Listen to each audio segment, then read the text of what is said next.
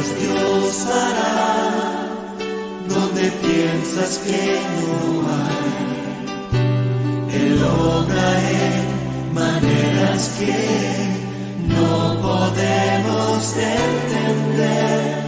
Él me guiará, a su lado estaré.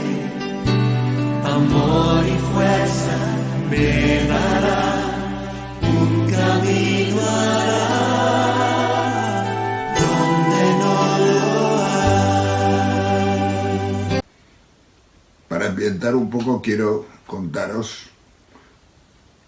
que el 12 de septiembre pues me caí andando para atrás a las 11:30 de la noche por ver la luna llena, un banzo que no tenía yo colocado, pues me caí por la parte izquierda y me rompí aquí el húmero y el hombro. En aquel momento pues me di cuenta de que era grave lo que me había sucedido y que me tenían que operar y que todas estas cosas. Me pilló en un buen momento espiritual, pero el primer sufrimiento fue evidentemente muy fuerte.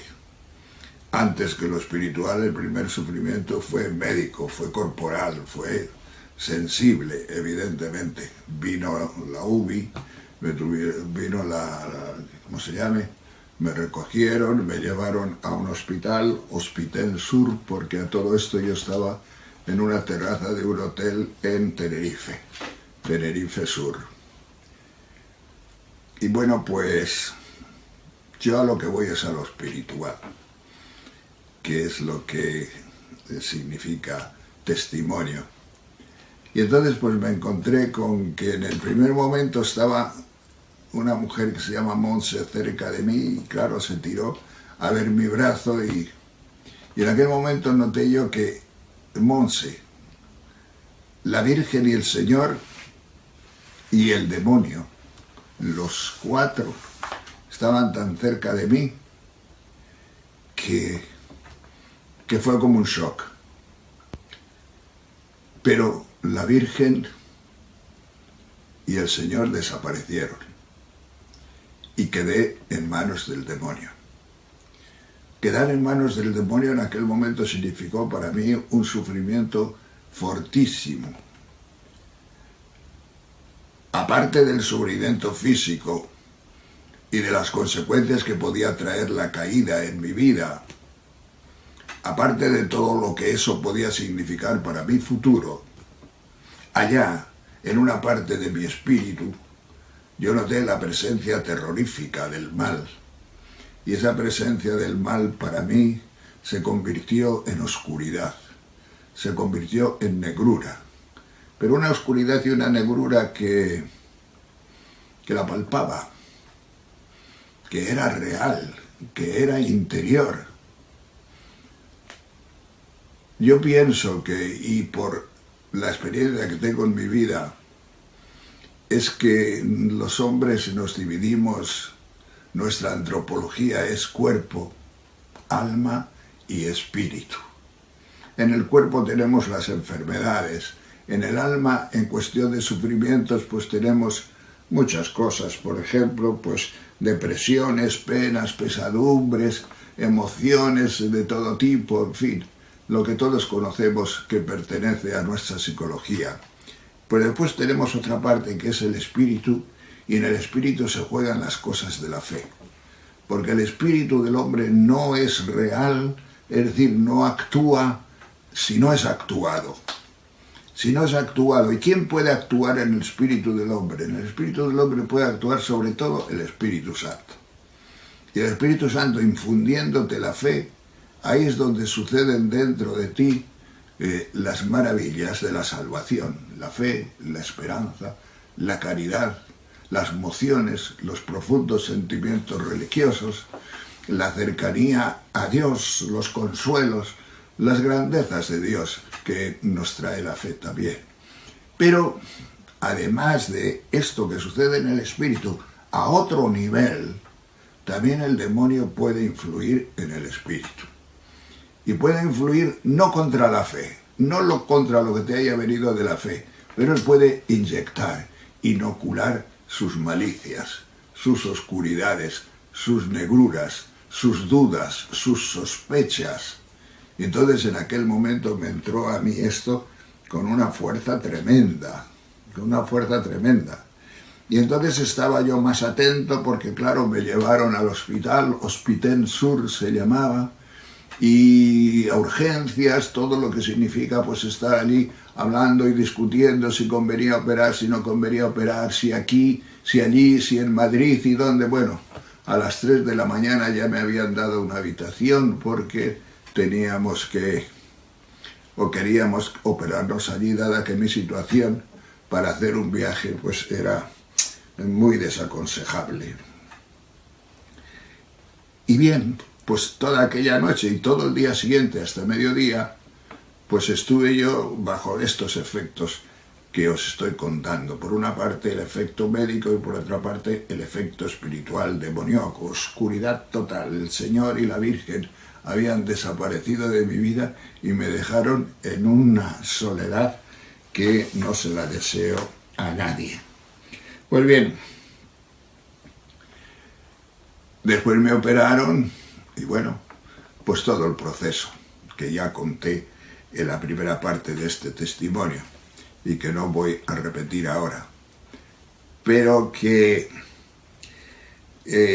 bueno, pues me siguió esta oscuridad durante varios días y al cuarto o quinto día, hablando con un señor ya en la habitación del sanatorio, pues noté como una senda de luz, como una pequeña revelación del Señor, como una cercanía, como una senda de luz.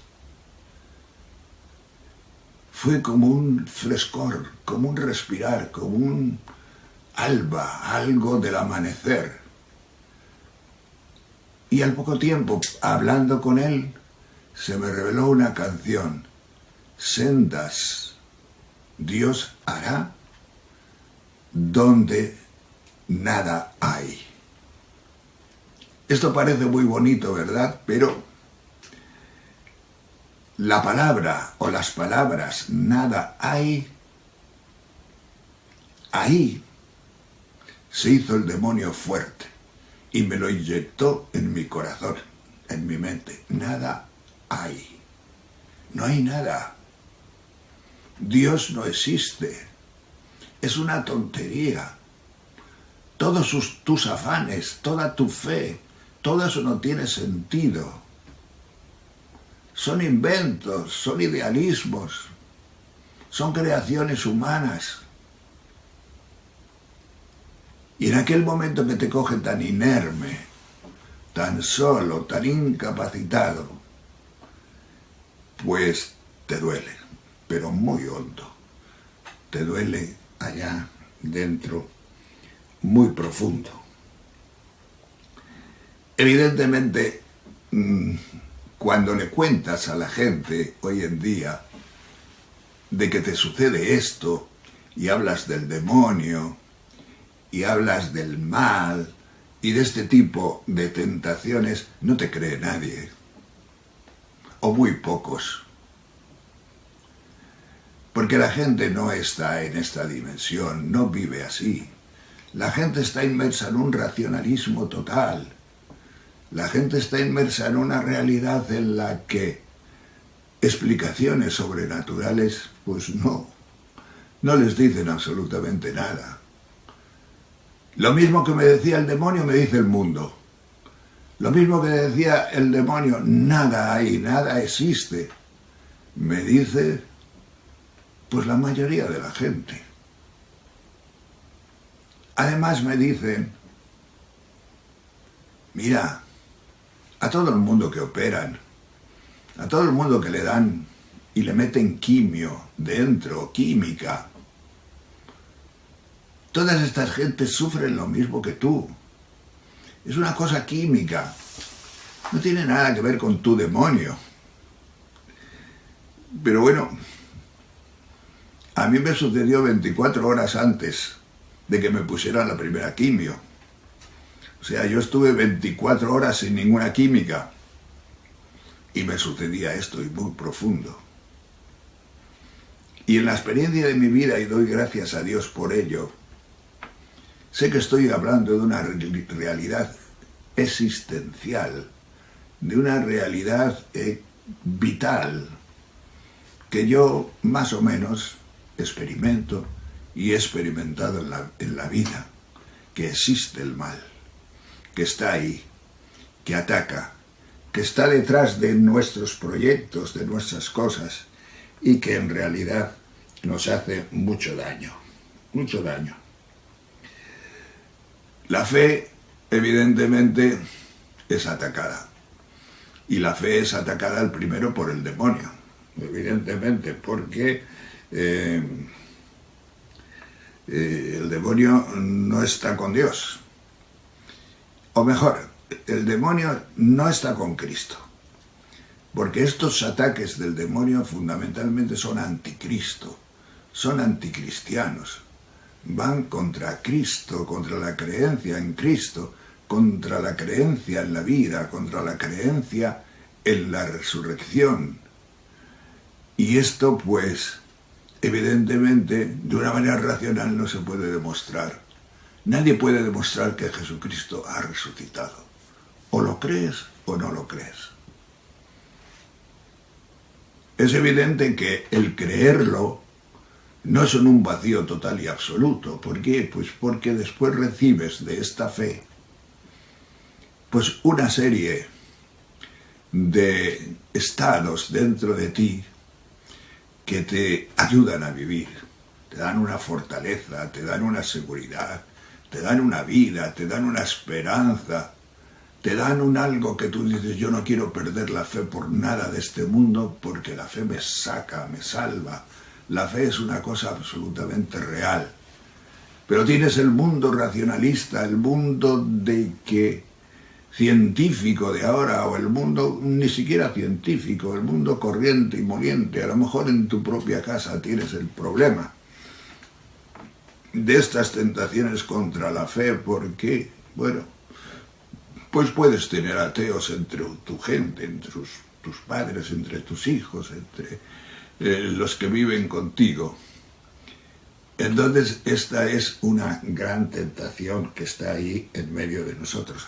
Hay un mal en este tiempo que se llama acedia. La acedia es uno de los 7 pecados capitales. Antes lo llamaban pereza, pero pereza es una palabra desvaída, ya no tiene el sentido que tiene la acedia.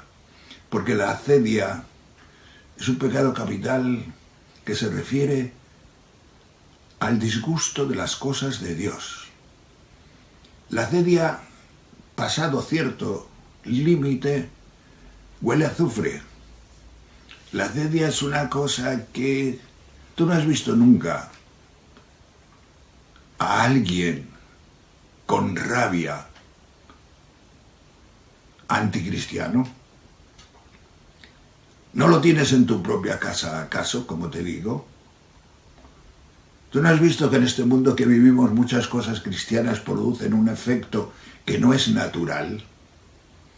Una rabia, diría yo, sobrenatural, no sobrenatural de Dios, sino sobrenatural del demonio, porque el demonio también es para nosotros sobrenatural, porque tiene una naturaleza superior a la nuestra.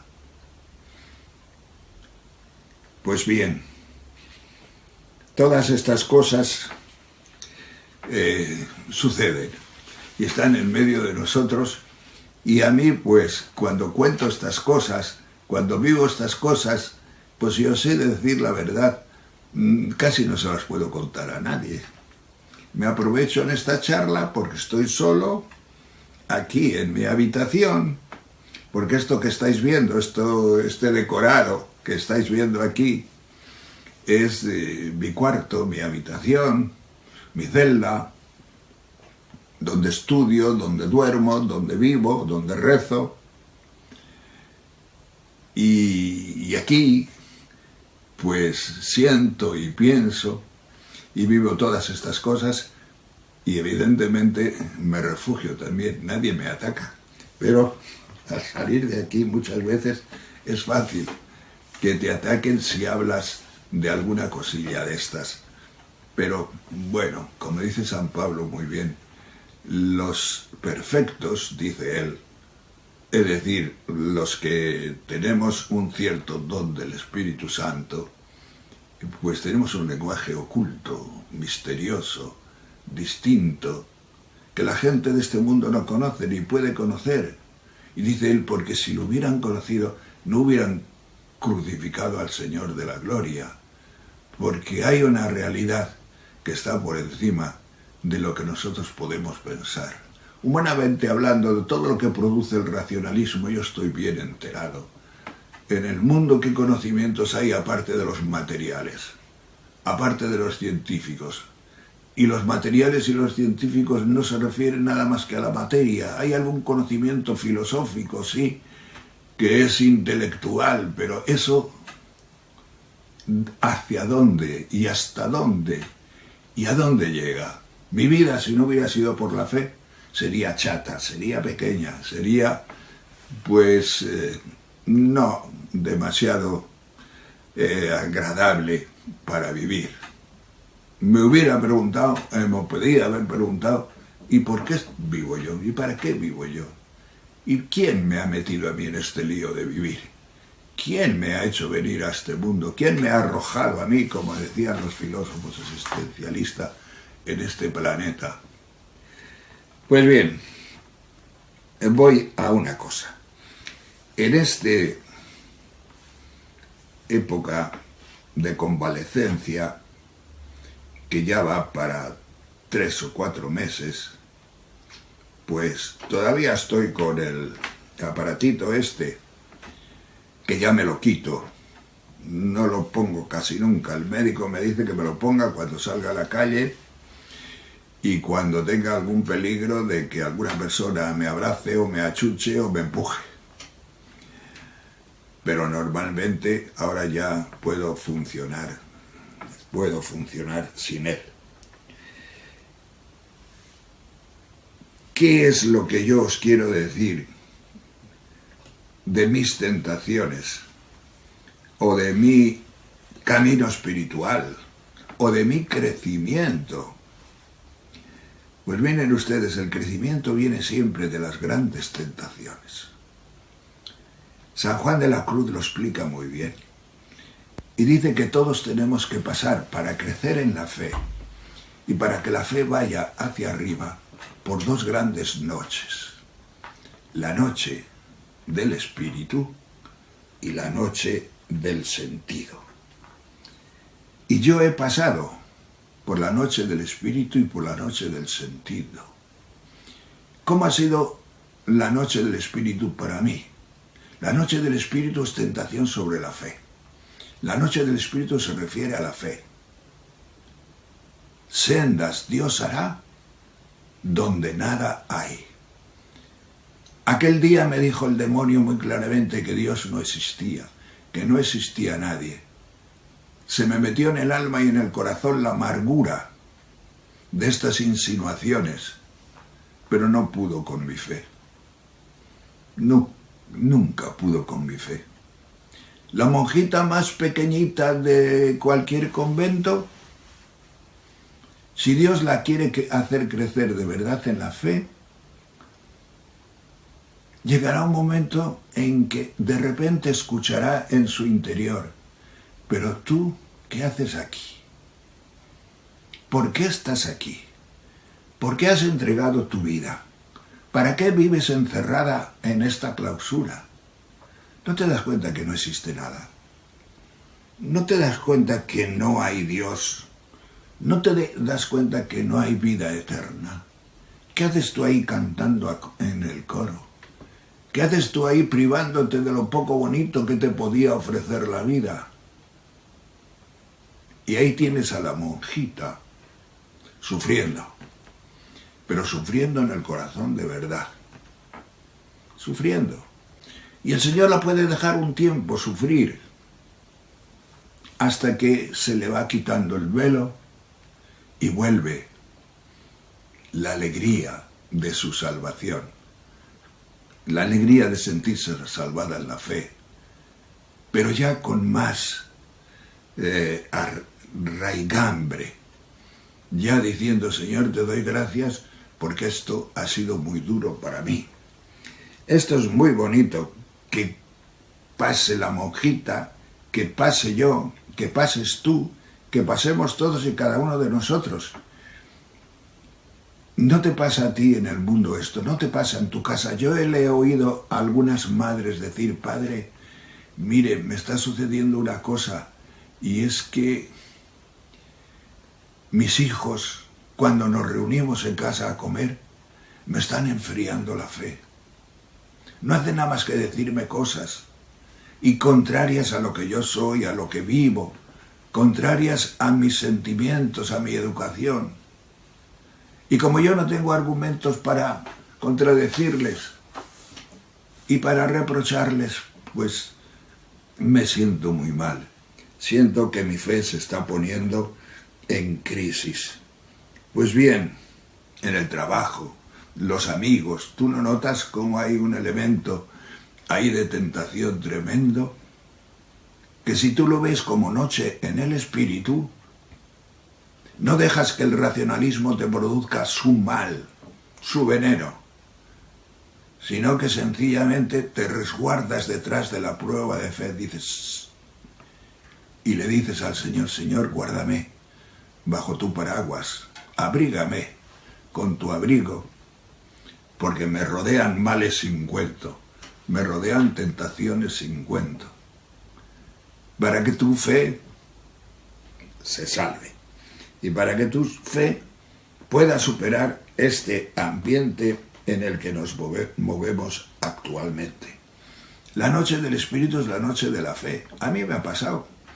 En estos 3 meses nunca me ha llegado realmente a tocar en la raíz de la fe. Porque si no tengo fe no tengo salida. A mí racionalmente, incluso si me quitan la fe, me dejan en cueros, me dejan desnudo, me dejan... porque lo demás no ofrece nada. Y eso yo ya lo tengo muy experimentado a mis 84 años. Entonces, la fe, aún a este nivel, y para mí la fe es mucho más alta que este nivel, es que la necesito humanamente para respirar. Es como mi metafísica total, mi filosofía superior. Yo no puedo vivir sin ello. Entonces, por mucho que venga el demonio, yo le puedo decir, ¿tú qué me ofreces? ¿Y qué me ofrece a mí nadie? ¿Qué me ofrece a mí el mundo? ¿Qué me ofrecen a mí las cosas? Pues muy poco, o nada, en realidad. Me acuerdo de una amiga, que todavía la veo con cierta frecuencia, que pertenecía a una familia de ateos, pero ateos redomados, todos, padres e hijos, y se convirtió. Y la pobre mujer entró en el problema de la familia, es decir, cuando se reunían, por ejemplo, en Navidad o en otros momentos, todo el mundo era contra ella, todo el mundo la atacaba, y todo el mundo se sentía herido, y además es que se sentían mal porque tuvieran una conversa allí en medio de sus reuniones, en medio de su familia, en medio de esto. Y ella no tenía argumentos para contradecir, o no tenía argumentos para probar que su conversión era una cosa buena.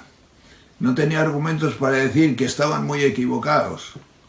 Pero un día encontró un argumento y les dijo a todos muy claramente una cosa muy bonita. Y dice, mira, vosotros me vencéis en argumentos, pero os voy a dar en mi argumento. Yo estoy bien, estoy tranquila, estoy llena de alegría, tengo esperanza, me estoy liberando, me siento muy bien, sobre todo en la gran esperanza que tengo. Y eso no me lo ha dado nadie nunca fuera de la fe. Nunca nadie ha sido capaz de liberar mi interior. Y ahí es donde yo me encuentro en este momento, pues es realizada verdaderamente. Diréis que casi lo digo esto un poco lúdicamente. No, yo no juego con la fe y no juego con las tentaciones, porque yo en la noche del espíritu también tengo experiencias bastante fuertes y con el demonio no se puede jugar, pero aquí viene la oración. Aquí viene el que puedas orar las cosas. Aquí viene la cercanía de Dios, porque entre otras razones, después de aquellas sendas de luz, poco a poco me vino a mí el Señor. Poco a poco me vino el Señor. En este momento ya estoy muy bien. En este momento espiritualmente estoy, digamos, en mi ser totalmente, pero crecido. Realmente me ha valido. Crecido. La Virgen tardó más. Pero cuando llegó la Virgen, pues yo necesitaba muchos detalles en la vida. He tenido unas personas maravillosas que me han cuidado, pero la Virgen siempre tiene aquellos detalles que ningún hombre ni ninguna mujer te pueden hacer, porque son los detalles que se te escapan y que tú ves que esto o lo otro, este paso, esta persona.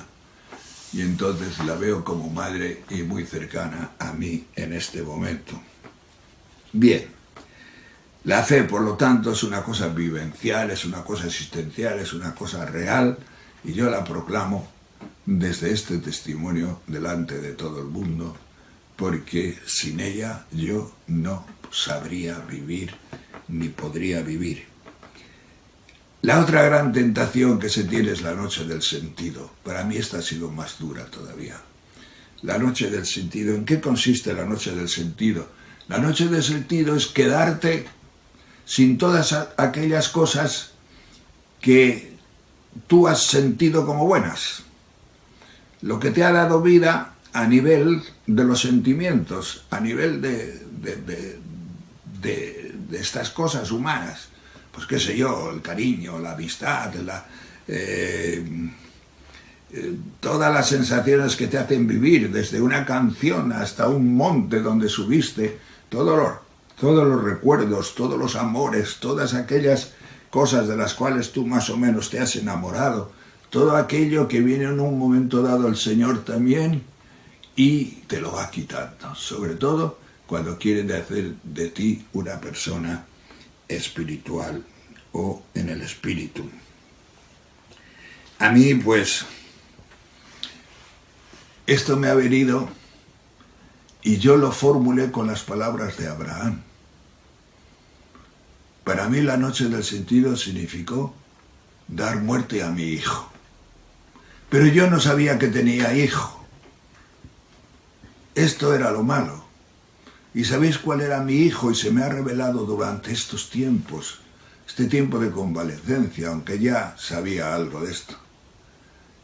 Yo he sido predicador toda la vida y he ido creciendo en la predicación y pensaba que lo hacía por Dios, que lo hacía por Jesucristo. Pero no era así. Un tanto por ciento bastante elevado era para mí. Me quedaba con ello. Le robaba la gloria de Dios. Era mi hijo. Yo quería quedar bien. Yo quería hacerlo bien. Yo quería significar. Yo quería la excelencia. Yo quería sobresalir. Ese era mi hijo en la predicación. Y era mi hijo en otras cosas de la vida. Y esta noche del sentido por la que el Señor me ha hecho pasar durante este tiempo, porque hubo semanas y semanas en las que yo pues no tenía tan claro que iba a salir hacia adelante. Esta noche del sentido pues a mí me hizo pasar mucho.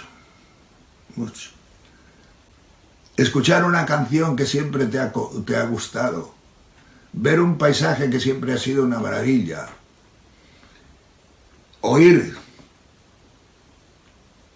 ciertas músicas, ciertas conversaciones, ciertas cosas que siempre te han hecho vibrar y que no te digan nada,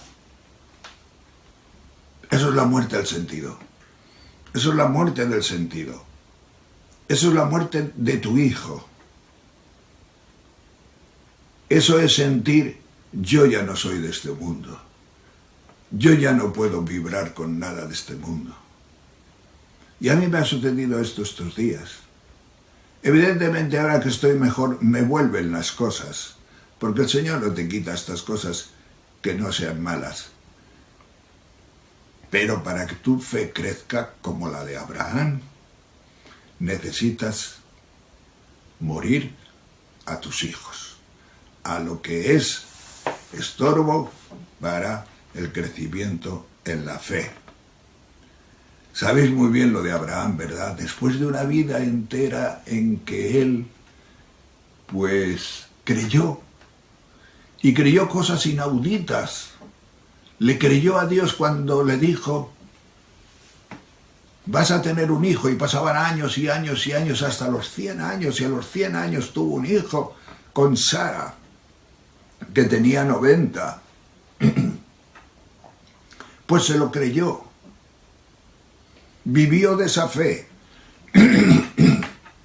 De esa fe que parece en este momento irracional. Es que la fe tiene algo de irracional, no en el sentido de contrario, sino en el sentido de superación de lo racional.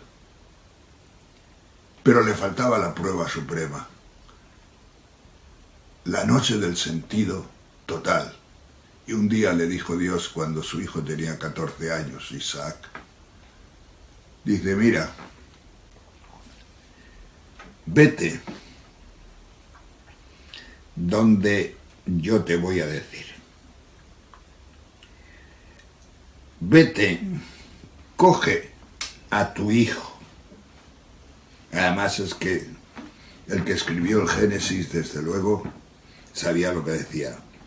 Coge a tu hijo, a tu único, al que amas, a Isaac, y vete camino del monte Moria, y yo te diré dónde tienes que sacrificarlo, porque yo necesito el sacrificio de tu hijo. Abraham tenía mucha fe, pero tenía hijo. Y Dios no quiere rival, ningún hijo puede ser rival de Dios. Y Abraham, con la fe, porque es el padre de la fe que Dios le dio, cogió su asno, sus acompañantes, al niño, y fueron a la cumbre del monte Moria a sacrificarlo. Ya sabéis lo que sucedió, que no lo sacrificó porque un ángel le dijo, no, coge ese carnero enredado por los cuernos en la maleza y sacrifícalo. Y entonces es cuando Abraham tuvo la plenitud de la fe, porque después de esta entrega total, porque en su corazón había matado al hijo, después de esta entrega le dijo a Dios, o Dios le dijo a él, mira a ver si puedes contar las estrellas que hay en el cielo, pues tu descendencia será más numerosa de todo esto. Otra cosa también es que, bueno, pues yo he leído a San Clemente hace poco, el tercer papa, su epístola a los Corintios, y me he dado cuenta de cómo sucede cada cosa dentro del cristianismo. Me he dado cuenta cómo Pablo y Pedro, San Pablo y San Pedro, como nos cuenta San Clemente, murieron delatados por miembros de la propia comunidad cristiana, del propio grupo cristiano.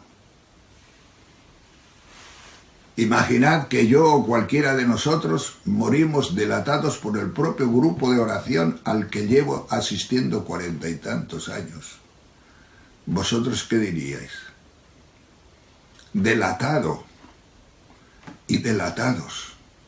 Estos corintios, desde luego, porque los corintios no fueron los que lo delataron, fueron los de Roma, pero San Clemente se refiere a los corintios, que vosotros habéis hecho lo mismo con muchos de vuestros dirigentes, muchos de vuestros obispos, los habéis delatado de la misma forma.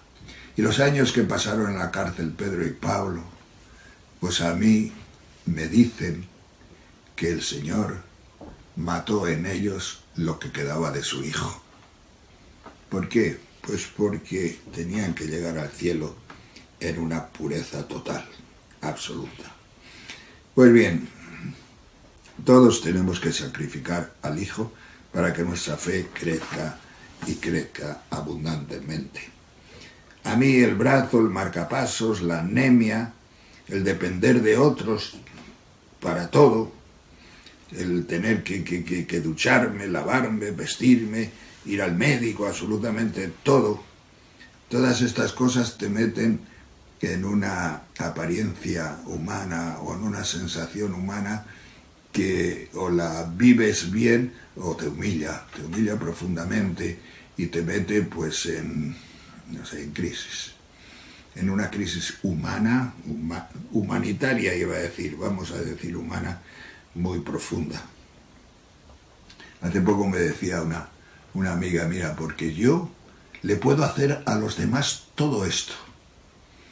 Les puedo cuidar, lavar, duchar, todo el cuidado que te puedes imaginar, pero que me lo hagan a mí, eso para mí es imposible. Yo eso no lo acepto ni lo puedo aceptar de ninguna manera.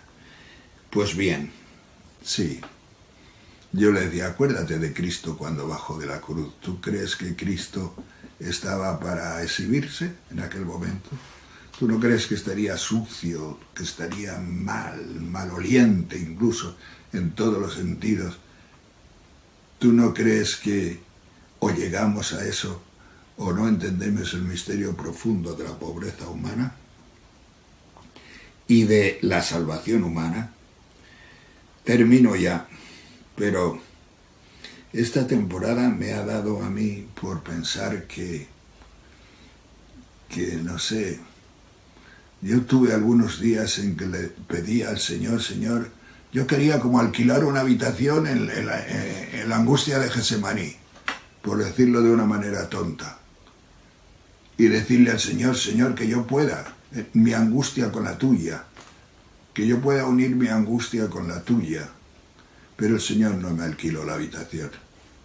Son muy caras las habitaciones en Getsemaní. No se las alquiló ni a Pedro, ni a Santiago, ni a Juan, que se durmieron aquella noche, bien lo sabéis, porque nadie se puede asomar a la cruz de Cristo. Nadie se puede asomar a la gran tentación de Cristo. Y yo me pregunto, leyendo a un filósofo alemán, Ernst Bloch, ateo, que dice que los que más se parecen o se pueden parecer a Jesucristo son los ateos, porque mueren sin fe, y eso es horroroso. Y yo he pensado alguna vez, ¿y Cristo moriría sin fe? ¿Cristo moriría sin fe? Yo sé que Cristo no pudo morir sin fe, pero sin sentir la fe, pues, ¿quién ha redimido a los ateos si no? Porque lo que no haya, o por donde no haya pasado Cristo, no está redimido. Entonces, ¿quién ha redimido la falta de fe de los ateos? Pero no solo de Bloch o de otros ateos famosos, de todos nosotros en nuestros momentos ateos en la vida. No lo sé, pero bueno, yo quiero dar este testimonio de la belleza que la fe ha hecho un pequeño recorrido de 3 o 4 meses en mí. Este es mi testimonio. Ahora estoy bien, creo que he crecido, creo que oro mucho mejor, más puro creo yo, oro con mucha más pureza y le doy gracias al Señor por todo lo que me está sucediendo y me ha sucedido.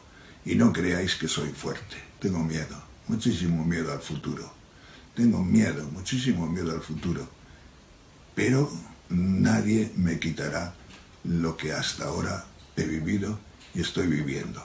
Y lo demás, las cosas humanas, de madre a la Virgen, y las cosas más interiores, querigmáticas, del Espíritu al Señor Jesucristo resucitado y a su Espíritu Santo. Gloria al Señor. Él obra en maneras que no podemos entender. Él me guiará, a su lado estaré. Amor y fuerza me dará, un camino hará donde no lo hay. Sendas Dios hará donde piensas que no hay. Él obra en maneras que no podemos entender. Él me guiará, a su lado estaré. Amor y fuerza me dará, un camino hará donde no lo hay. Si camino en la soledad, me guiará. Agua en el desierto encontraré. La piedra pasará, su palabra eterna es. Él hará algo nuevo hoy. Sendas Dios hará donde piensas que no hay. Él obra en maneras que no podemos entender. Él me guiará, a su lado estaré. Amor y fuerza me dará, un camino hará donde no lo hay. Si camino en la soledad, me guiará. Agua en el desierto encontraré.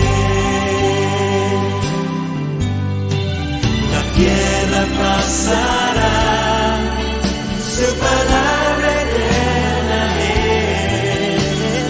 Él hará algo nuevo hoy. Sendas Dios hará donde piensas que no hay.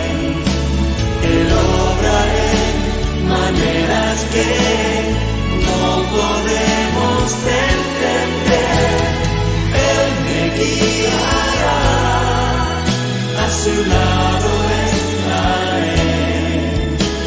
Amor y fuerza me dará, un camino hará donde no lo hay. Amor y fuerza me dará, un camino hará donde